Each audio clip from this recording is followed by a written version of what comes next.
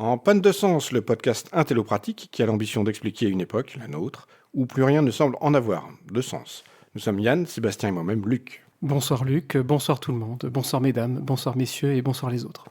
Bonsoir les humains, et aussi les animaux s'ils nous écoutent, mais j'en doute. Donc on est, quelle date aujourd'hui déjà? On est le 22 Juillet voilà. 2025. Donc dans cette émission, on va aborder une question qu'on se pose, ou en tout cas que j'ai souvent entendu poser en disant « Mais pourquoi les gens votent à l'extrême droite, votent fasciste, plus que l'extrême droite, votent fasciste, alors que manifestement ça va contre leur intérêt personnel ?»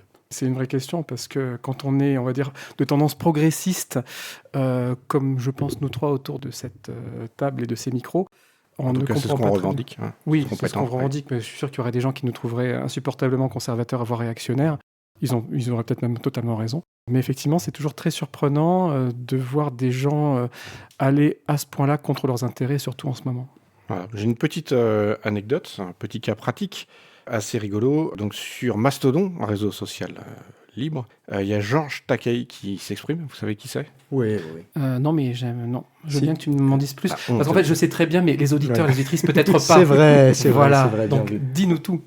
Georges Takei, c'était lui qui jouait Sulu dans Star Trek. Donc maintenant, c'est un vieux monsieur. Et il est homosexuel. Et il est politiquement très engagé depuis des années. Et évidemment, il a une audience assez importante. Et il a migré sur Mastodon. Et il relate quelque chose qui est paru dans la presse aux États-Unis où une femme qui est comment dire, une fan de Trump convaincue se fait déporter. Et donc elle s'est fait choper comme immigrante illégale. C'est juste un petit bout d'article. Enfin, on ne sait pas si c'est vrai ou pas d'ailleurs, on s'en fout au final. Et malgré ça, elle reste une fan du mouvement MAGA et elle continue à y croire alors qu'elle-même se fait déporter par le mouvement. Ça me fait un peu penser à une tendance sur YouTube en ce moment, des vidéos d'essayistes progressistes qui, en fait, font leur beurre et se moquent des Trumpistes qui se rendent compte qu'en fait, ils sont les victimes des politiques de Trump. Et ils font leur beurre et avec délectation, et parfois c'est assez jouissif de regarder ça, des larmes des gens qui ne comprennent pas, mais qu'est-ce qui m'arrive? Mais là, ce que tu dis, en fait, c'est encore pire. C'est que les gens ne se rendent même pas compte. Quoi. Oui, et en même temps, ils le font sur YouTube. Voilà. Alors, c'est le cas extrême, mais chez nous, c'est pas beaucoup mieux. C'est-à-dire qu'aujourd'hui, on a, au niveau économique notamment, un certain nombre de choses qui sont parues dans la presse ces dernières semaines qui illustrent le fait qu'on a globalement un pouvoir en place qui est là pour convertir la vie des gens en misère pour faire du profit pour d'autres. Donc, les groupes du CAC 40 reversent des dividendes tous les ans de plus en plus importantes. Donc, démontrant au final que toute cette politique qui est favorable aux entreprises, qui est censée générer de l'emploi et de la croissance, au final génère surtout du profit pour des gens qui ont du capital et qui en auront d'autant plus. Et à côté de ça, on a tout ce qu'on connaît sur l'augmentation de la pauvreté, l'augmentation des inégalités au travers de ça. Donc, on a ces mécanismes de redistribution où le travail des smicards, alors les 30% les plus pauvres, qui n'ont aucun patrimoine, mais aussi tous ceux qui n'auront pas d'action, etc., qui vont travailler pour que d'autres personnes qui ne travaillent pas puissent toucher des dividendes. Je précise pour nos auditeurs et nos auditrices que Luc est censé être la personne la plus à droite autour de cette table. Mais en fait, tu peux être complètement à droite. Tu es à ma droite. Oui, ça c'est le point important. Mais en fait, ce que j'aime bien avec ça, et ce que j'aime bien faire à l'occasion, mais je ne croise pas assez de gens avec qui faire ça, c'est que va bosser feignant, c'est un argument de droite. Enfin, c'est une injonction de droite. Et aujourd'hui, on est arrivé à un point où, en fait, tu peux l'utiliser face à des gens qui encaissent des loyers, encaissent des dividendes et des trucs comme ça. Et on est dans un système où les inégalités ne font que croître. Et avec cet objectif qui est en train d'arriver, qui d'ailleurs a été prédit par Piketty, où on revient dans une société de rentiers. Quand on était jeunes, nous, c'est-à-dire il y a quand même quelques dizaines d'années, c'était va bosser feignant, c'était vraiment le truc de droite, contre les chômeurs, contre ceci et cela. Et moi, je bosse, et moi, voilà, ce que j'ai, je le mérite. Et aujourd'hui, on a plus ça. Non, mais c'est d'ailleurs marrant de voir le déplacement on va dire des aspirations d'une partie des gens justement qui commencent à bosser, etc., qui ont été pendant longtemps le truc des 30 glorieuses. Ok, tu vas bosser, mais peut-être que tu vas passer cadre, et puis qu'en fin de carrière, tu seras plus riche, machin, et puis tu auras une bonne retraite, et puis tu auras acheté une maison, une voiture. Mais c'était un peu le délire de l'époque. Et là, on est beaucoup plus sur ouais, moi je veux devenir footballeur ou influenceur à Dubaï, tu vois. Parce que justement, ce modèle-là, on voit que pas mal de gens n'y croient plus, mais il a été remplacé par en partie, hein, pas sur la totalité de la population, mais par un autre modèle qui est tout aussi toxique en fait. Oui. Alors, de fait, les gens n'y croient plus, ils ont raison de ne plus y croire, hein, puisque le système est quand même foutu. C'est-à-dire que si tu prends quelqu'un aujourd'hui, un jeune qui a fait des super études, qui a un bon diplôme, qui va avoir un boulot de cadre bien payé, etc., il n'arrivera pas, avec les moyens, à se payer ce que ses parents ont pu se payer. Bon, ça c'est Ou ce que évident. des personnes qui ont le même profil ont pu avoir sur la génération précédente. Donc pourquoi ça? En fait, bon, on connaît le poids des médias, ce genre de choses, la représentation, les gens écoutent tous les discours qu'il peut y avoir sur ces choses-là et veulent plutôt se voir du côté des gagnants que du côté des perdants, disons. Mais dans la fascisation, on a cette question de l'irrationalité qui est au centre des choses, particulièrement dans le totalitarisme. Mais est-ce que l'irrationalité vient pas aussi du fait que, à partir du moment où depuis des années, voire des décennies, on te fait croire que tu as le pouvoir alors que tu l'as pas, que l'argent ruisselle alors qu'il ruisselle pas, que tu donnes plus d'argent aux riches et ça enrichit les pauvres et ça marche pas, bah, finalement les gens ne croient plus en rien. C'est ça. Et ça, c'est un point essentiel. Et c'est peut-être un petit peu pour ça qu'on a appelé le podcast En panne de sens. C'est qu'à force d'avoir un écart entre ce qu'on peut expérimenter au quotidien et les discours, bah, les choses commencent à manquer de sens. Et ça, c'est un des ressorts très importants dans le totalitarisme. Alors, Hannah Arendt, pour moi, c'est une grosse référence. J'en parle beaucoup et j'en parlerai beaucoup. Et elle fait de la différence entre fascisme et totalitarisme. Donc le fascisme, pour elle, c'est un système autoritaire, hiérarchique, qui va s'appuyer sur des institutions comme la police, l'armée, avec vraiment des gens qui dominent, qui profitent de leur position, qui s'en mettent plein les poches, qui vont être violents, hein, c'est pas un truc gentil du tout, mais qui s'appuient sur une société hiérarchisée et qui vont en général régner par la crainte et la terreur et la violence. Dans le totalitarisme, c'est une société sans classe, donc qui n'est pas hiérarchisée, avec un chef qui ne vit qu'en relation directe avec ce qu'elle appelle la masse. Donc, c'est les populations non organisées, les sociétés non organisées. Et elle dit que les dynamiques ne sont pas du tout la même. Et donc, dans ce qu'elle a écrit, elle dit que le nazisme et le stalinisme sont les deux exemples qu'elle a de sociétés totalitaires. Et que le fascisme italien, par exemple, c'était du fascisme et non pas du totalitarisme. Ce qui peut se discuter, puisqu'il y avait aussi une idée d'un rapport direct entre le Duce et son peuple, Oui. qui était très fort. Et alors, l'autre truc qu'il y a, et où elle n'est pas, toujours elle n'est pas avec des grosses catégories toutes faites, c'est qu'elle dit qu'il y a des tendances totalitaires, il peut y avoir des sociétés pré-totalitaires. Elle cite notamment le macartisme dans les années 50 comme épisode totalitaire aux États-Unis. Ce qui, notamment, l'a pas mal refroidi, parce qu'elle a trouvé refuge aux États-Unis. Ça l'avait pas mal refroidi à l'époque en se disant, mais en fait, on n'est pas à l'abri, quoi. Donc là-dedans, donc le chef est important, mais c'est pas juste lui, c'est vraiment lui dans sa relation. Et en gros, il n'existe qu'au travers de la masse. Et la masse n'existe qu'au travers de lui, dans le totalitarisme. Alors que dans le fascisme, le chef est le chef, tout le monde peut le détester, mais à partir du moment où il a les appuis de l'armée, de la police et de la bourgeoisie qui sont derrière, il peut maintenir sa position pendant très longtemps. Pour moi, Trump, par exemple, surfe vraiment sur une vague de totalitarisme. Avec les sujets actuels qu'il y a sur l'affaire Epstein, qui se sont potentiellement en train de lui péter à la gueule aujourd'hui, on ne sait pas où ça va. Mais justement, pour moi, on est un peu sur cet équilibre entre un système totalitaire où plus rien n'a de sens et où Trump pourrait faire à peu près n'importe quoi, et un système fasciste où les élites de son mouvement sont en train de le contester parce qu'il est très probablement mouillé dans l'affaire. Le contraire serait étonnant. Et il n'accepte pas le fait qu'il le cache. Voilà. En France, en revanche, pour moi, on est vraiment beaucoup plus dans des logiques fascistes, avec un chef qui est chef et qui dit je vais péter la gueule à tout ce qui n'est pas content, et avec l'appui d'une minorité qui va profiter de la situation. Ouais, je suis pas sûr que ce soit, comment dire, je sais que tu apprécies beaucoup Hannah Arendt. Il n'y a pas qu'une définition des différences entre le fascisme et le totalitarisme.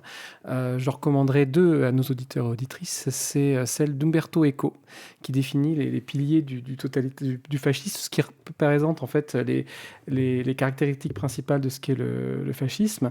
Et pour moi, ça se retrouve aussi bien en France, chez les admirateurs des Le Pen, les Zemmour, etc., que chez Trump, où on pourrait aussi parler de Robert Paxton. Alors les 2, pour information, sont abondamment cités dans une vidéo dont je parlerai un peu plus tard dans cette émission. Et en fait, je me dis, est-ce que ça vaut le coup aujourd'hui Est-ce que c'est pas des querelles un peu sémantiques de se demander, est-ce que Trump, c'est du fascisme ou du totalitarisme, en fait? Alors, je ne pense pas, parce qu'il y a pour moi des vraies dynamiques, des vraies différences de dynamique derrière. Parce que justement dans le totalitarisme, la masse qui est derrière, je citais cette femme qui reste liée à MAGA alors même qu'elle se fait déporter. Dans le totalitarisme, les membres, les individus totalitaires deviennent insensibles à leur propre cas, à leur propre vie. Et en fait, ils sont désintéressés, en fait. Et il y a un côté où ils existent à travers le mouvement, et seul le mouvement compte, au final, et leur propre vie devient accessoire. Ah, il y a aussi une question que j'aimerais poser à ce sujet, parce que pour moi, il y a aussi une dimension de ce que personnellement je considère comme le totalitarisme, que tu n'as pas cité, et je voulais savoir si elle en parlait et dans quels termes. C'est que pour moi, le totalitarisme, à la différence du fascisme, il a une vocation hégémonique, enfin je veux dire universelle. C'est-à-dire qu'il considère que son modèle a vocation à s'étendre au reste Oui. du monde. Ah oui, et il veut contrôler tout. C'est-à-dire qu'il veut, et dans le nazisme, c'était qu'on connaît mieux que le stalinisme, mais il y a cette idée d'avoir créé un homme nouveau et de contrôler la totalité et de contrôler les gens de l'intérieur. Alors, c'est la raison pour laquelle aussi, d'ailleurs, si tu prends en compte ce truc spécifique, pour laquelle je considère le capitalisme comme un fascisme. Parce qu'il a vocation à s'étendre à la totalité du monde, à s'imposer, et il contrôle les médias, et il influence les esprits des gens, etc. Oui. Je sais pas, je te cache pas, on aura l'occasion d'en reparler, je pense, à de nombreuses émissions. Quand j'étais jeune et étudiant, j'avais envisagé de travailler sur le néolibéralisme comme modèle totalitaire, justement. Il y a bien des gens qui disent que le fascisme n'est que l'exacerbation du capitalisme ou son aboutissement. Oui. Voilà, donc il y a cette dimension irrationnelle est importante, c'est-à-dire que dans un monde où plus rien n'a de sens, parce que on dit une chose et son contraire, et on le voit chez Trump où c'est spectaculaire, il dit tout et n'importe quoi, et l'important c'est de faire du mouvement, faire de l'action, et il y a cette volonté de séparer, pardon, pas de séparer, mais de fusionner au contraire la pensée et l'action, c'est-à-dire faire et penser, ça devient la même chose. C'est même pire que ça, je veux dire, lui, il serait totalement capable, et il l'a peut-être déjà fait, de faire un truc devant plein de gens, devant des témoins, devant des caméras, etc., et de dire en même temps « je ne le fais pas ».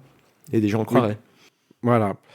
Et qu'est-ce qui va motiver les gens à rentrer là-dedans? C'est une haine du statu quo. Donc, ce que Hannah Arendt raconte par rapport aux années 30, c'est qu'il y a eu la crise économique des années 30. En Allemagne, il y a eu l'humiliation de la défaite, etc.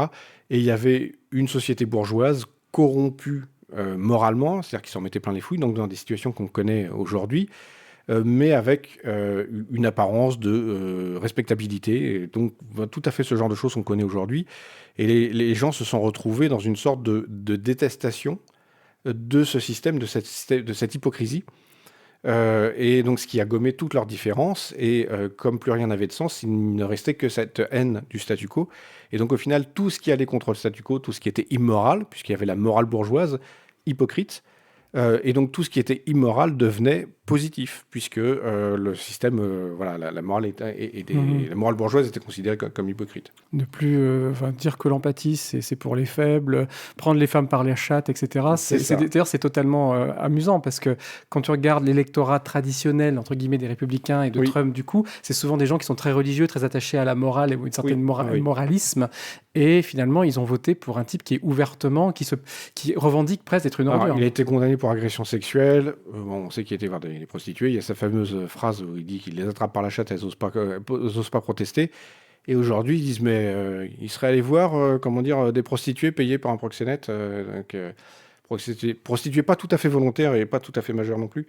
Ce serait quand même très étonnant, alors que, enfin, c'est juste, voilà.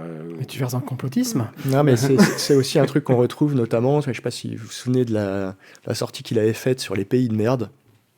Il avait dit qu'il y avait un certain nombre de pays qui étaient des pays de merde, etc., etc. Sachant qu'une grosse partie de son électorat, c'est des évangélistes qui envoient des missions dans justement beaucoup de ces pays dits de merde pour Trump. Tu vois. Il y a vraiment une question, moi je trouve très intéressante, quand tu dis effectivement la haine du statu quo et de l'hypocrisie, c'est ça en fait. On nous a vendu, comment dire, le fait d'être gentil, serviable, etc., en disant que c'est... Et les élites nous ont vendu cette espèce de morale de base véhiculée par l'idéologie dominante, etc. Et en fait, les gens se rendant compte forcément qu'il s'agit d'un mensonge et que ça recouvre des vraies dominations, finalement se retournent vers quelqu'un qui leur dit oui, on s'en fout, la domination ça existe et moi je vais écraser les autres. Oui, quelque part, et c'est logique. c'est pire que ça parce que comme ce mécanisme passe par quelque chose qui n'a plus, enfin qui part dans tous les sens, qui n'a pas de sens, enfin qui n'en a plus à force de dire tout et son contraire, c'est plus que simplement vouloir faire tomber le système. Il y a cette idée qui est forte où voilà, elle dit notamment que la génération de la Première Guerre mondiale a pesé fort dans le développement du totalitarisme dans les années 30, où on disait en société tu es ce que tu sembles être, alors qu'à la guerre tu es ce que tu as fait. Et c'est ce truc-là où tu dis je vis vraiment là-dedans.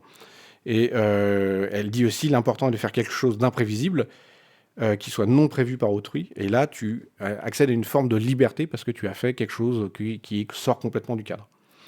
Et elle a cette citation que je trouve assez spectaculaire. Donc, à l'intérieur du cadre organisé du mouvement, aussi longtemps qu'il tient debout, les membres fanatisés ne peuvent être atteints ni par les épreuves, ni par l'argumentation. L'identification avec le mouvement et le conformisme absolu semblent avoir détruit jusqu'à leur faculté d'être sollicités par une expérience, celle-ci fut-elle aussi extrême que la torture ou la peur de la mort. Et voilà. Et donc, quand je vois cette femme qui continue à défendre Trump alors qu'elle vient de se faire déporter, voilà, je trouve un lien fort là-dessus. Je pense que toute cette hypocrisie et tout ce monde qui ne tient pas debout va pousser les gens dans cette direction. On se fait une petite pause, on va écouter un peu de musique.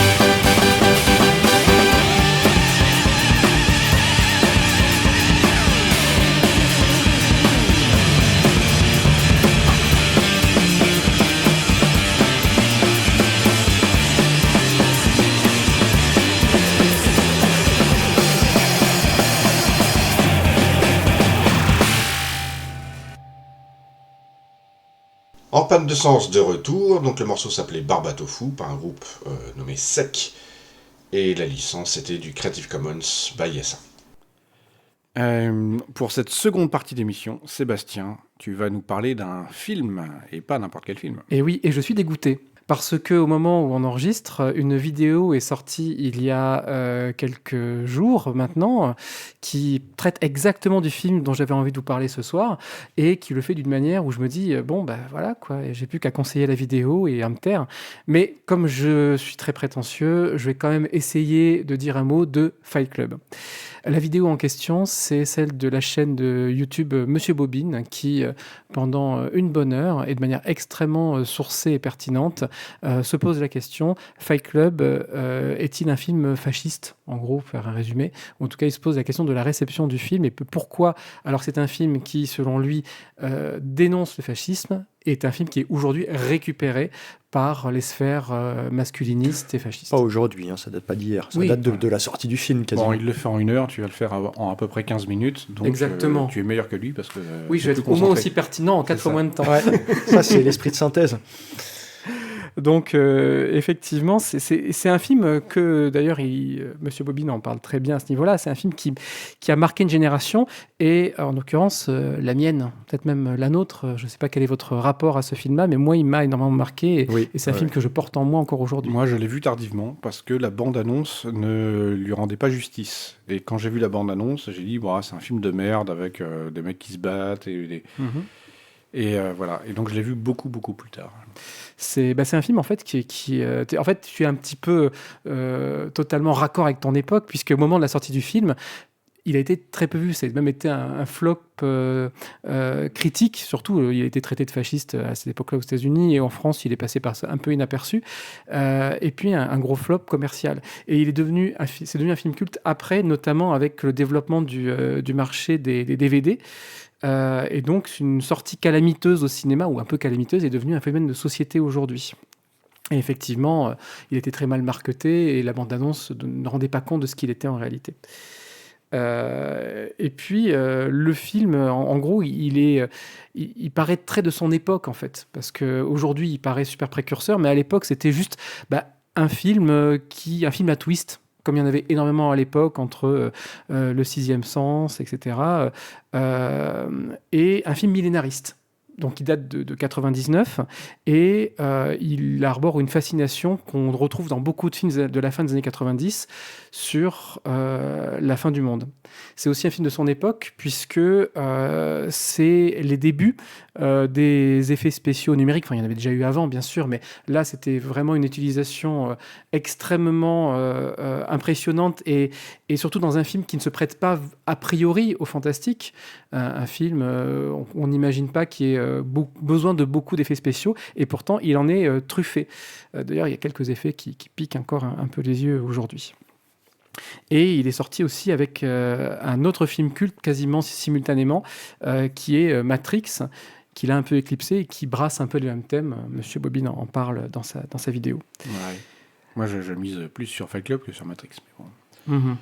Tu es plus pour des gens pas, en torse nu qui se tapent dessus que... Non, j'aime pas Matrix, mais c'est pas le sujet. Ce sera le sujet d'une prochaine émission. Ouais. Parce que moi, j'aimerais beaucoup en parler de Matrix aussi. Du film ou de tout, de la série de films? La série de films, même si je pense qu'il y a que le premier est vraiment mieux que de très loin que les autres, mais aussi de la façon dont il a été récupéré, régurgité. On peut faire vraiment des parallèles avec Fight Club là-dessus. Ouais, il a été beaucoup récupéré par les conspi en particulier, Matrix. Exactement. Le coup de la pilule rouge et de la pilule bleue, c'est même devenu C'est ça. Et bien là, c'est un peu pareil. Et ça me fait mal au cœur, j'allais dire autre chose, parce que... Droit, tu en as un aussi, tu as le droit. Oui, mais il est à gauche. Parce que, en fait, moi, je considère que ce film est un chef-d'œuvre, et pourtant, il me pose beaucoup de problèmes, et je ne peux pas m'empêcher de le regarder, quand je le regarde encore, et je le regarde régulièrement, d'être gêné ou d'avoir comme une espèce de petite honte en me disant « Ouais, mais quand même, quoi ».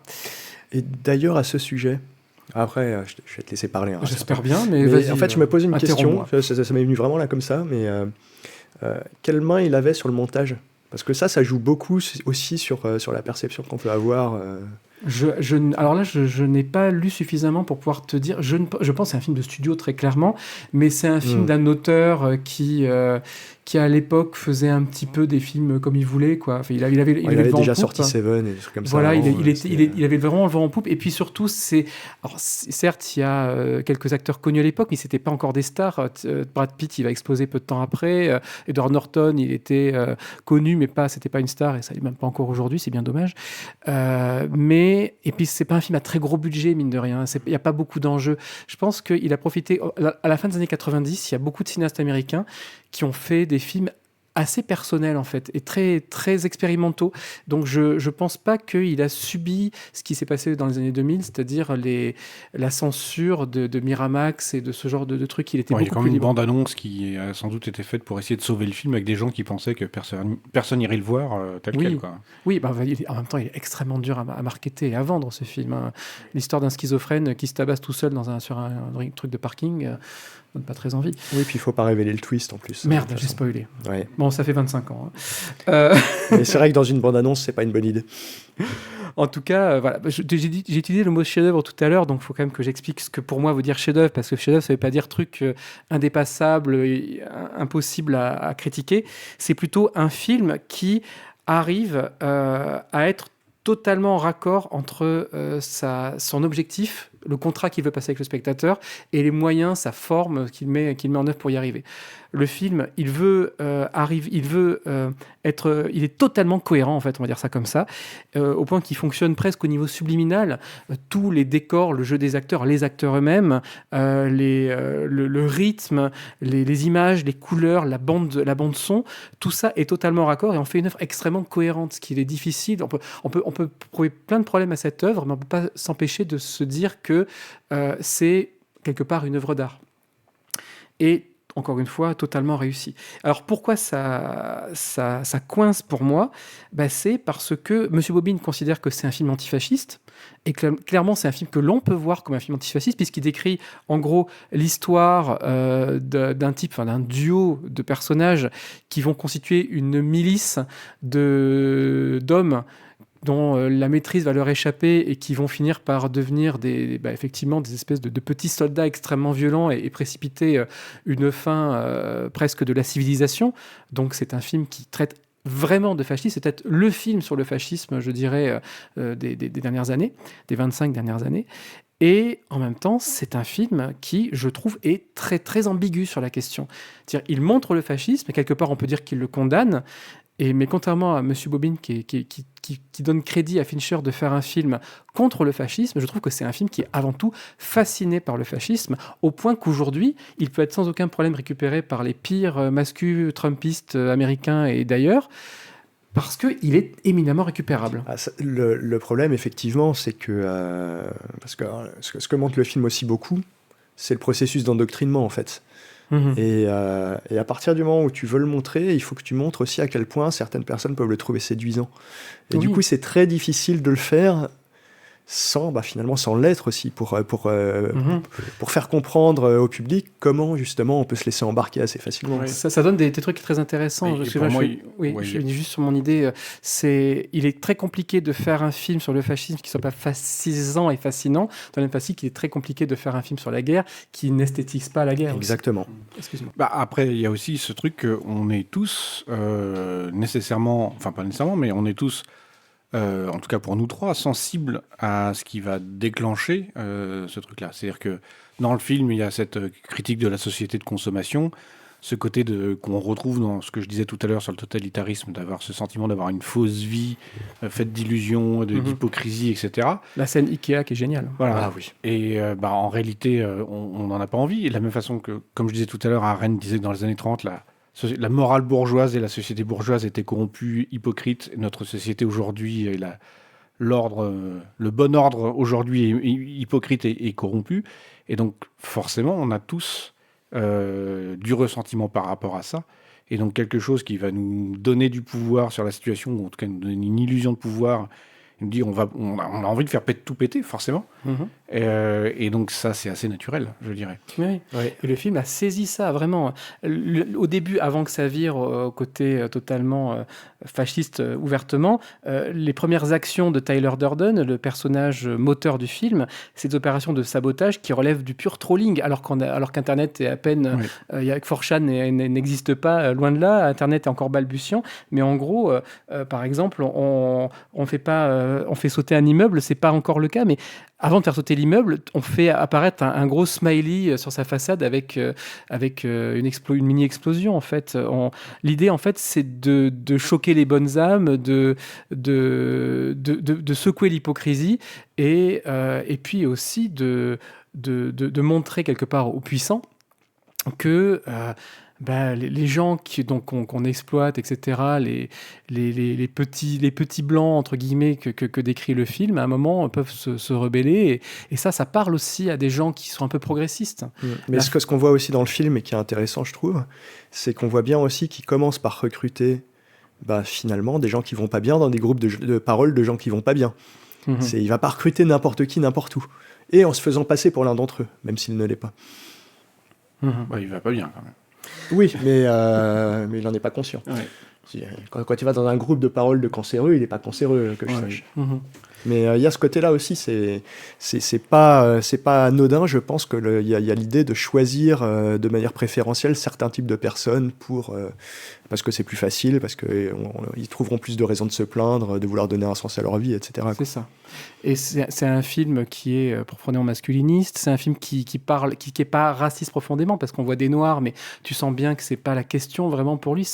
C'est un film qui est très très compliqué, très difficile à décrire. On peut avoir une lecture de gauche comme une lecture de droite. On peut alimenter les deux, mais malgré tout, je trouve qu'aujourd'hui là, sa récupération aussi énorme et massive par la droite font que, en fait, au minimum, le film était trop ambigu, a voulu jouer sur trop de tableaux. Et du coup, il prête le flanc à la récupération, même s'il voulait peut-être. Moi, j'en doute. Fincher, je pense, n'a jamais été ouvertement un type, un marxiste qui condamnait. Voilà. Il est anticapitaliste très certainement, il est très cynique, mais je l'imagine pas vraiment si critique que ça du fascisme. Mais en tout cas, c'est un film qui assume mal en fait son message, ou plutôt s'il veut dénoncer le fascisme, il n'arrive pas à faire autrement que de le rendre séduisant. En fait, c'est l'inverse d'un film dont j'aimerais bien vous parler un jour, qui montre le fascisme de manière totalement froide et vraiment repoussante et tristement banale, qui est The Zone of Interest, dont on reparlera. Et juste parce que c'est l'occasion d'en parler, je sais que on va un peu discuter avec toi, Yann. Tu avais parfois dit qu'en fait, peut-être que c'était comme Starship Troopers, un film qui véhiculait une idée antifasciste, mais qui le camouflait derrière quelque chose d'un peu séduisant et clinquant pour faire passer son message. Starship Troopers, bon. Là, je pense qu'il y a aussi des gens qui l'ont interprété, à mon avis, à rebours du propos du réal, mais Starship Troopers, pour moi, le message, il est beaucoup plus frontal, beaucoup plus clair. Cela dit, effectivement, ça reste Ken et Barbie dans l'espace, quelque part. Il y a un côté comme ça. Donc oui, il y a un côté volonté de rendre le truc séduisant, en tout cas, par rapport à certaines normes dominantes, quoi. Ouais, je pense que Ken et Barbie dans l'espace fait partie du message et de la façon de montrer le truc. C'est-à-dire que t'as effectivement ce côté fasciste, et moi j'ai rencontré plein de gens qui n'ont absolument pas vu le côté fasciste de ce film-là. Faudrait qu'on en parle. Ouais, faudrait qu'on en parle. Et voilà, et les personnages qui sont beaux, jeunes, etc., pour moi c'est complètement dans le propos, en fait. Totalement. D'ailleurs, quand tu regardes les affiches de propagande, peu importe d'ailleurs de quel côté elles se trouvent, c'est toujours des gens beaux et en forme et avec des gros muscles et qui vont aller faire la guerre ou qui vont aller produire pour aider les gens à faire la guerre, quoi. Pour finir rapidement sur ce film, pour moi, en fait, j'ai tendance toujours à penser que la fin du film révèle quand même très souvent le message caché. Et là, effectivement, malgré le fait que, en fait, quand le personnage de Norton se retrouve face aux tours qui s'effondrent, encore une vision extrêmement marquante pour un film qui a été fait 2 ans avant les attentats du 11 septembre 2001, il y a quand même cette idée que globalement, ce dont a rêvé Tyler Durden, cette utopie où les hommes seront à leur place, redeviendront des chasseurs-cueilleurs et les femmes resteront à leur place, c'est-à-dire bien silencieuses, bien soumises à côté de leur homme en train de les regarder changer le monde, finalement ça se réalise. Et c'est en ça que pour moi le film, même si je continue à le regarder, je considère qu'il faut quand même le voir parce qu'il est passionnant et extrêmement riche. Ça reste un film que je pourrais jamais revoir sans me dire ouais, mais là je suis quand même en train d'avaler aussi une bonne dose de propagande fasciste, consciente ou inconsciente. Et je recommande donc de voir le film, d'écouter les vidéos de Monsieur Bobine et de nous réécouter après pour voir à quel point j'ai raison. Très bien. Eh bien, on va méditer là-dessus pendant une petite coupure musicale. Il arrive qu'un nuage passe en bordure de sa bouche. Alors il lui vient des visions exotiques qui se collent à son palais. Certaines remuent, d'autres ne remuent pas. Mais toutes lui ordonnent de donner au plus vite son sentiment sur les affaires des hommes. Et si les visions exotiques s'impatientent, une rafale de vent de panique s'engouffre entre ses joues et elle vient claquer ses gencives dès qu'il avale sa salive. Et chaque minute qui passe, c'est une dent qui s'effrite. Et chaque silence qui passe, c'est une dent qui s'effondre.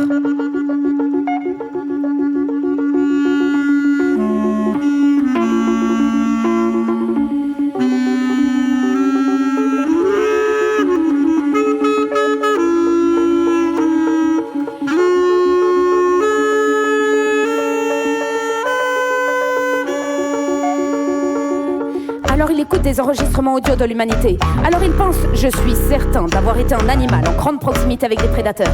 Alors il pense que tout finit dans une éternité qui ne finit jamais.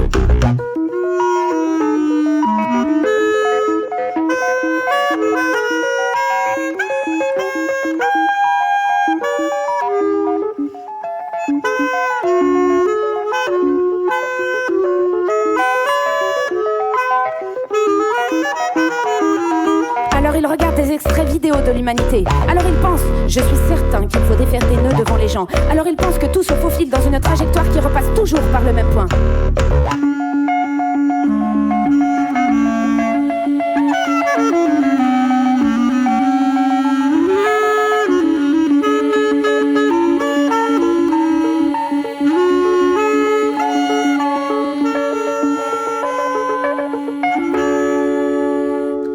Alors il pense au sang, au sexe, au sport, aux véhicules, aux êtres humains, aux offices du tourisme, aux gorges déployées. Il pense aux décharges électriques, aux délégations de milliardaires, au début des distances, au 3e millénaire.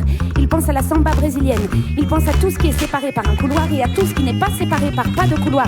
Il pense aux points communs et aux passionnantes découvertes. Il pense à la mort, à la gravité, à l'humidité, à la volupté, au calcul mentaux, au rénaux. Il pense aux paroles de son entraîneur quand il était petit. Il pense à la possibilité qu'il a de zoomer. Il pense au mentalisme, au priapisme, au scepticisme, au fatalisme, au charisme. Il pense à des formules, à des recettes qui n'ont jamais fonctionné.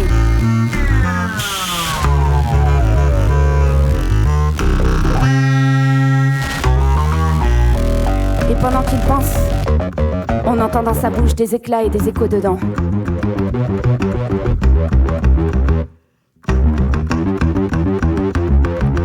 Alors il pense, vite, je devrais dire tout cela. Mais tout cela, il aurait fallu le dire au moment voulu. Alors il pense, comment déterminer le moment d'une chose? Puis, il n'a plus de dents.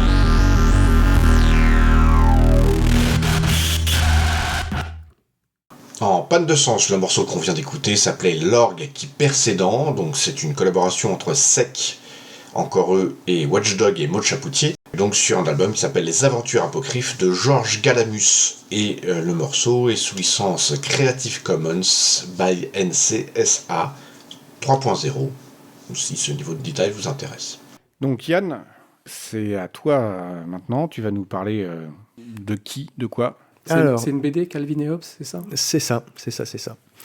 Calvin et Hobbes, qui effectivement fait indirectement référence à un dictateur, enfin un fondateur de la première dictature religieuse à Genève, Calvin, quoi. Mm-hmm. Et Hobbes qui est à peu près aussi coincé et aussi réactionnaire que Calvin, mais à sa manière. Hobbes, donc, c'est un philosophe du XVIIe siècle anglais. J'adhère pas du tout à ses idées, à ses conclusions, etc., mais qui a écrit un petit manuel de son époque de comment établir un régime qu'on pourrait aujourd'hui qualifier de plutôt fasciste que totalitaire, encore que. Bon, voilà. Et qui est Léviathan. Alors Léviathan, c'est un bouquin qu'il a écrit au milieu du XVIIe, c'est-à-dire pendant la période de la Révolution anglaise, qui a conduit... c'était une guerre civile, en fait, et qui a conduit à la décapitation du roi. Oui, ils ont pris de l'avance sur nous, hein, même s'ils nous ont traités de régicides pendant notre Révolution, en fait.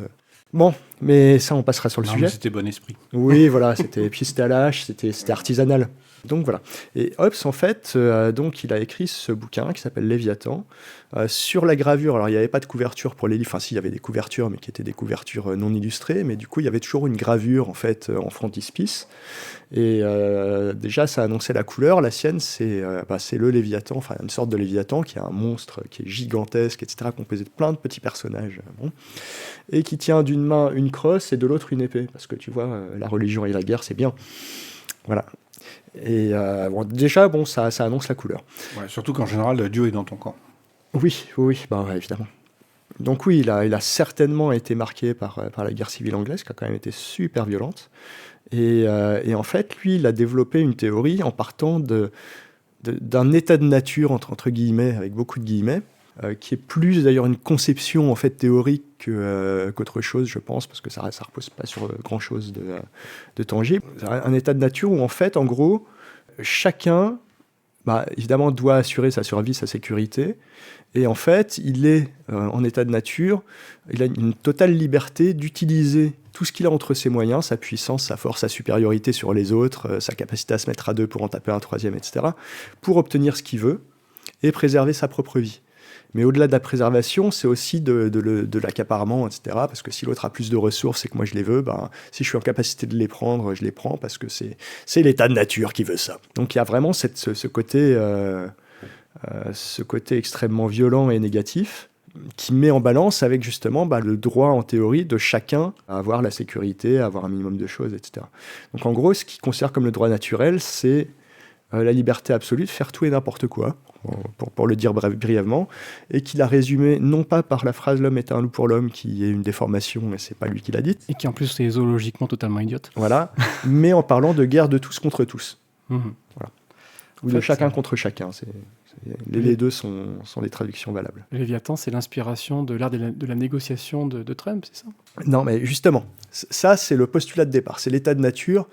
Ou l'état d'anomie quand justement un gouvernement s'effondre et que les gens sont livrés à eux-mêmes, etc., etc. Donc l'idée déjà du chacun pour soi qui est très forte, et je crois que Luc, tu sais qu'on avait eu l'occasion d'en discuter, toi déjà tu n'es pas forcément d'accord avec ça. Il y a beaucoup de gens qui au contraire créent des communautés spontanément et des choses comme ça. Oui, alors de ce que j'en sais, quand le système s'effondre, les gens ont plutôt tendance à coopérer au début. Au tout début, ouais. Tout début, mais après les choses sont pas aussi évidentes et quand les ressources viennent à manquer, c'est pas aussi évident que ça. Mais cela dit, ça sort du... J'insiste quand même là-dessus, même si au final, l'absence de ressources fait que les gens ont tendance à se retourner les uns contre les autres. La pulsion première n'est pas d'écraser l'autre, mais de l'aider. Voilà, mais c'est aussi une pulsion qui est liée à la société, et c'est pour ça que tous ces trucs d'état de nature que Rousseau reprendra après, je pense que absolument. Rousseau, c'est après. C'est un peu l'anti-Rousseau, voilà. Hobbes. Mais c'est des vues de l'esprit, c'est-à-dire que c'est un outil intellectuel pour parler de quelque chose qui n'existe pas. C'est-à-dire que l'humain est social. Donc en fait, il n'y a pas de... Même si ta société est ultra violente et... Je sais pas, tu habites au Nigeria et la vie est très dure et très violente. Mais malgré ça, il y a toujours une dimension sociale. Oui, tu demandes au prince et puis tu lui donnes un petit peu d'argent et lui, il te donne des millions en retour, c'est ça ? Oui, c'est comme ça que j'ai arrêté de travailler. Moi, Mais c'est effectivement pour ça que je disais que c'est un état de nature qui est une construction théorique, en fait. Mais c'est pas forcément quelque chose qui repose sur une réalité tangible, observable, en tout cas. Mais donc, en gros, l'idée, c'est que au final, cet état de nature, ça crée un truc, qui finit nécessairement, si tu veux, par faire entrer la liberté de chacun contre celle des autres. Parce qu'il n'y a pas de limite, etc. Et donc, sa conclusion, évidemment, c'est qu'il faut qu'il y ait des lois et une autorité pour y mettre fin. Ah, donc il était critique de l'état de nature. Absolument. Ça absolument. Va, alors. Tout rentre dans l'ordre. Comme je dis, c'est l'anti-Rousseau pour ça. Enfin, c'est plutôt Rousseau qui est l'anti-Hobbes, puisqu'il est arrivé après. Alors lui, après, oui, il a énuméré les lois de la nature, conservation de la vie, etc. Mais bon, ça, je vais abréger. Mais donc, pour lui, c'est un état de guerre permanent. Et il n'y a que en structurant un état fort, en fait, qui a le contrôle de tout. Et quand je dis de tout, c'est d'absolument tout. D'où le frontispice où tu as à la fois un symbole religieux et un symbole d'autorité guerrière. Parce que pour lui, il intègre aussi l'autorité religieuse à tout ça. C'est vraiment le contrôle absolu de l'ensemble des activités des gens et une régulation totale, en fait. Mais pour leur propre bien, pour assurer justement ce minimum qui est assurer leur sécurité, répondre à leurs besoins élémentaires, etc. etc. Dis Yann, du coup, l'État, il s'incarne comment ? Alors l'État, il s'incarne chez lui dans une personne, évidemment, un souverain. Voilà. Même si, bon, lui, il définit plusieurs formes d'État. Il parle aussi de démocratie, mais en gros, c'est monarchie, aristocratie, démocratie. Mais lui, ce qu'il défend, c'est une monarchie absolue. Voilà. Pour le dire clairement, il le dit. Voilà, c'est la monarchie absolue, parce que c'est le régime qui, selon lui, est le plus apte à assurer la paix et la sécurité des gens, voyons. Voilà. D'ailleurs, la paix et la sécurité du peuple, c'est entre guillemets. C'est vraiment comme ça qu'il le justifie. D'accord. Pour éviter que les gens se brutalisent les uns les autres, on va prendre une brute en chef qui brutalisera tout. Mais c'est exactement ça. C'est exactement ça. Et du coup, on considère que la liberté, il y a ce qu'il appelle la liberté naturelle, qui est celle qui répond à l'état de nature. Et comme l'état de nature, c'est dangereux et que c'est néfaste, finalement, la liberté devient quelque chose de... pas totalement à blâmer, mais au moins à contraindre, c'est-à-dire en créant un régime où tu as un corpus de règles qui assure que elle se fait uniquement dans ce cadre spécifique et qu'il ne faut surtout pas en sortir. Donc voilà. Donc c'est, comme je disais, avant l'heure, c'est une petite école du fascisme. Ouais. Alors ce lien à la nature est intéressant parce que dans le totalitarisme, justement, toujours pour entretenir cette différence, il y a cette référence à une loi externe qui dépasse toutes les lois humaines. C'est-à-dire que dans le nazisme, c'est la supériorité de la race germanique, avec des SS qui étaient recrutés sur photo, donc c'était son physique qui décidait, donc c'était totalement arbitraire. Dans le stalinisme, c'est le sens de l'histoire. Voilà, Marx a dit voilà ce qui se passe, et eux ne faisaient que les staliniens ne faisaient que accélérer l'histoire sur quelque chose de toute façon inéluctable. Et pour Hobbes, c'est la peur de retomber en état de nature. Ouais. C'est aussi simple que ça. Voilà. Et on l'a aujourd'hui aux États-Unis notamment. Alors je ne sais plus si c'est Trump ou un de ses sbires. J'ai vu une déclaration où il dit mais moi de toute façon j'ai pas de compte à vous rendre. C'est Dieu qui est en gros ma légitimité. Je fais ce que Dieu a décidé pour moi. Donc en gros personne n'a rien à me dire et personne ne peut contester mes actions et mes paroles. Et dans le cas de Hobbes, il y a ce côté-là. Et en plus, le pouvoir, donc, c'est un pouvoir incarné, puisque lui, il défend la monarchie absolue. Et c'est un pouvoir qui cumule, en fait, donc l'autorité temporelle et spirituelle. Parce que lui, il veut quelqu'un qui soit aussi une autorité religieuse. Et en fait, il met en balance, si tu veux, d'un côté, l'autorité temporelle, elle est faite pour faire peur. Et il le dit. Clairement, si tu veux avoir de l'autorité, tu dois faire peur. Voilà. Bon, J'ai pas mal. une petite question. Et par contre, le spirituel, il est là pour justifier cette peur inspirée par l'autorité temporelle, parce qu'il y a un cadre plus grand et il y a des choses au-dessus de nous, etc. Donc il faut s'y plier. C'est très cynique, mais il croit en l'autorité supérieure Absolument. divine. Ouais. Donc, il considère que c'est aussi la volonté divine ce qui a un pouvoir fort. Oui, absolument. Mais il faut se remettre dans le contexte aussi de l'époque, là, pour le coup. Comme je disais, la guerre civile anglaise, elle s'est terminée comment ? Par la prise de pouvoir de Cromwell, qui est devenu Lord Protecteur d'Angleterre, etc. Donc, qui était ce qu'on appelait un puritain à l'époque, donc vraiment un protestant hardcore. C'est pour ça qu'il a combattu les royalistes, notamment, parce que l'idée même de l'église anglicane, ça le faisait gerber. Donc c'était un peu ce cumul des deux, même si lui-même n'était pas religieux, il incarnait en fait ce mélange d'autorité temporelle et spirituelle. Ça s'est quand même terminé comme ça, au terme d'une guerre civile extrêmement violente. J'ai une petite question aussi. Alors, je n'ai pas lu le livre, bien qu'il soit court, parce que je compte sur toi pour le faire. Ah non, il est plus long. C'est pour la Boétie que je disais qu'il était court une autre fois. Oui, raison il est très plus. très court. Oui, Léviathan, effectivement, ça ne ressemble pas à un opuscule de 10 pages. Rien que le titre. La question, globalement, c'est tu disais qu'il parlait de démocratie. Et en fait, il le cite comme ça en passant et il l'expédie. Parce que globalement, c'est rare à l'époque de concevoir la démocratie. Je te rappelle quand même qu'il y avait déjà un système parlementaire en Grande-Bretagne. Oui. Qui vaut ce qu'il vaut, effectivement. Oui. Mais c'est justement parce que les parlementaires se sont révoltés contre les monarchistes qu'il y a eu la guerre civile.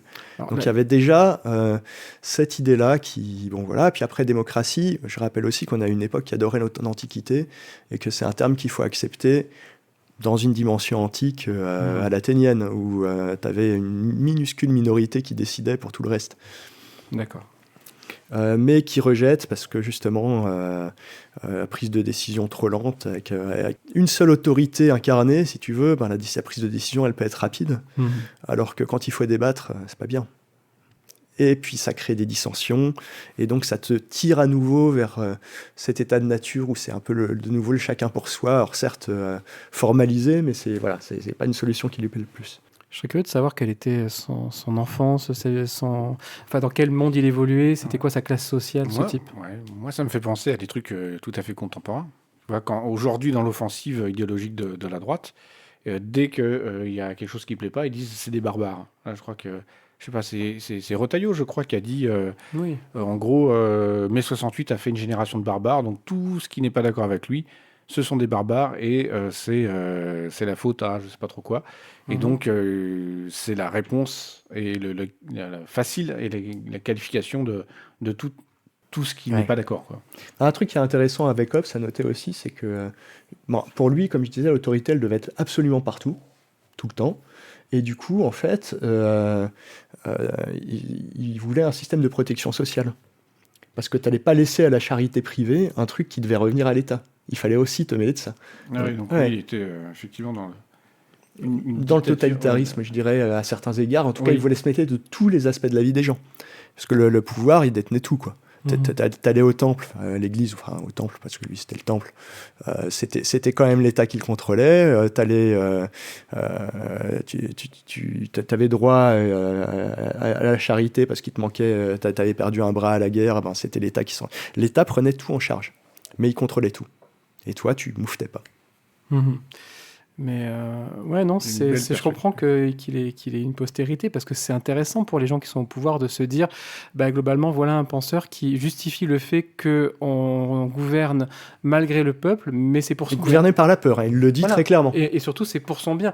C'est-à-dire que tu peux à la fois jouir du pouvoir que tu as sur les autres, et en même temps te dire, ouais, mais si je ne le faisais pas, ce serait 1000 fois pire. C'est ça revient pas, si tu veux, à prendre les gens pour des enfants et plutôt pour des animaux. Puisque c'est l'état de nature. Si tu fais pas ça, ça redevient des animaux. Voilà. Ah oui, C'est un peu l'idée. Et effectivement, c'est juste par cette peur du pire, si tu fais pas ça, que ça marche. Alors, il je faut pensais un à l'ensauvagement des banlieues. Ouais. Oui, Voilà, c'est ça autre terme contemporain. Et puis qui en ressemble. général, le principe, le jupitérisme, on peut aussi parler effectivement du macronisme, hein, qui considère effectivement, où on sent vraiment le côté prendre le peuple pour des mineurs ou pour des enfants, et parler par exemple d'un Gaulois réfractaire en se présentant comme un César qui, quelque part, est mieux placé pour éviter que les gens fassent n'importe quoi. Il y a ce côté c'est moi ou le chaos, quoi. Et ça marche très C'est bien. moi le chaos, c'est pas mal. Et il est mort à 91 ans, ce connard. Ouais, Pardon, ouais. ce philosophe. Mais ça L'un a n'empêche pas l'autre, ça a bien marché parce que ça a été bien écouté, puisque effectivement, arrivé dans un contexte où les gens sortaient d'une guerre, où les gens s'étaient entretués, etc., même au sein des familles et tout, et en faisant quelque chose qui avait l'air d'être à la gloire de celui qui a pris le pouvoir après et qui a établi un système très autoritaire. Bon, cela dit, la monarchie d'avant était pas forcément géniale non plus. Ben ça a marché en fait. Parce que c'est vrai que dire aux gens, oui, c'est moi ou le chaos, ben c'est bien beau, mais quand ils ont connu effectivement ils ont connu le chaos, en fait, ils sont prêts. Non, évidemment, c'est du cas par cas, mais globalement, le discours c'est moi ou le chaos, il est beaucoup plus entendable quand c'est un repoussoir qui est parfait quand tu l'as déjà connu. Et encore, c'est Genre, pas, c'est par pas exemple, sûr, quand tu as hein. connu la Première Guerre mondiale et qu'arrivent les années 30. Oui, mais en même temps, tu vois, Alors- après la Deuxième Guerre mondiale, tu as aussi des gens qui ont refusé aussi de rentrer dans Mais cette absolument, logique. Ouais. absolument. Et Arendt dit que, j'en parlais tout à l'heure, mais que la génération de la Première Guerre mondiale, alors pas tous bien sûr, mais que dans le développement du totalitarisme, la génération de la Première Guerre mondiale a joué un rôle important, et qu'il y avait des Bien gens sûr. qui étaient nostalgiques de ce truc-là. Et Hitler en faisait partie. Tout à fait. Mais bon, Ok. je crois qu'on Ouais. a assez parlé. Est-ce que J'essaierai de non, parler non. d'un auteur qui m'est plus sympathique la prochaine fois. Est-ce que tu peux encore raconter l'histoire d'un philosophe qui décrit la nature humaine? Parce que c'est toujours tellement pertinent. N'est-ce pas? Alors, Ben, ouais, pour finir, qu'est-ce que on peut recommander des choses qu'on a bien aimées ou autres? Donc Sébastien, toi, tu as parlé de Monsieur Bobine et de la vidéo. Oui, Ouais. mais j'aimerais bien quand même... Est-ce que j'ai le droit à un deuxième Oui, conseil? je suis hein magnanime. Ouais. Merci, c'est incroyable. Tu es génial et tu es notre chef vénéré à tous. Tu nous protèges du chaos. Je conseille un film qui est sorti il y a quelques semaines, qui doit être encore en salle, que j'ai trouvé vraiment chouette parce que c'est un feel-good movie qui commence par la description de la fin du monde et qui s'appelle La vie de Chuck. Je vais pas trop en dire parce que enfin, voilà. Faites-moi confiance aveuglément, car je dis la vérité. C'est un film extrêmement intéressant, très riche. Je pense que c'est un futur classique. Et on va dire simplement, pour ne parler que du premier tiers sans déflorer le reste, je trouve que c'est un film qui retranscrit merveilleusement bien la terreur contemporaine des gens comme nous, on va dire des petits blancs de classe moyenne qui sentent que tout va s'effondrer autour d'eux et qui simplement sont réduits à une position de spectateurs angoissés. Et pour autant, malgré ce que je viens de dire, c'est un très beau film qui donne presque du courage et l'envie de continuer à avancer malgré la situation dans laquelle on se trouve. Comme je disais que j'allais un jour parler d'auteurs que j'aime bien plutôt que d'auteurs que j'aime pas, j'ai relu il n'y a pas longtemps Réforme sociale ou révolution de Rosa Luxembourg. Et c'est vachement bien. C'est pas un essai, ça a la forme d'un essai, mais en fait, c'est plusieurs articles qui ont été parus fin 19e et qu'elle a regroupés parce qu'ils étaient tous autour de ce même thème, parce qu'il y avait un gros débat. Voilà. Je pense que quand l'occasion se présentera, j'aimerais bien en reparler, on verra. Mais je suis sûr qu'il y aura beaucoup de sujets à aborder là-dessus. Non, le nombre de sujets qu'on va devoir traiter, on va faire au moins une centaine d'émissions avant de terminer. Luc Moi, je vais recommander un autre podcast qui est suicidaire d'un point de vue Non, commercial. surtout pas, Luc, ne fais pas ça. On démarre à peine et je suis déjà en train de nous faire perdre des parts de marché, c'est le drame. C'est un podcast qui s'appelle Minuit dans le siècle et qui a interviewé Sylvie Laurent, qui est une historienne qui s'intéresse à la situation aux États-Unis, bon, qui est moi un sujet qui m'intéresse pas mal, où elle parle du libertarisme, donc on dit les Libertarianisme. Libertarianisme, c'est dur. Hein. Il n'y a rien dedans. Voilà, de toute la dynamique qui se passe là-bas avec Trump, etc. Elle a vraiment une vue d'ensemble, et du coup, c'est, je trouve, très intéressant. Très bien, on s'arrête là. Yann nous a déjà abandonnés. Oui, mais du coup, on attendra quand même qu'il revienne pour enregistrer la prochaine. Portez-vous bien. Oui, bon courage.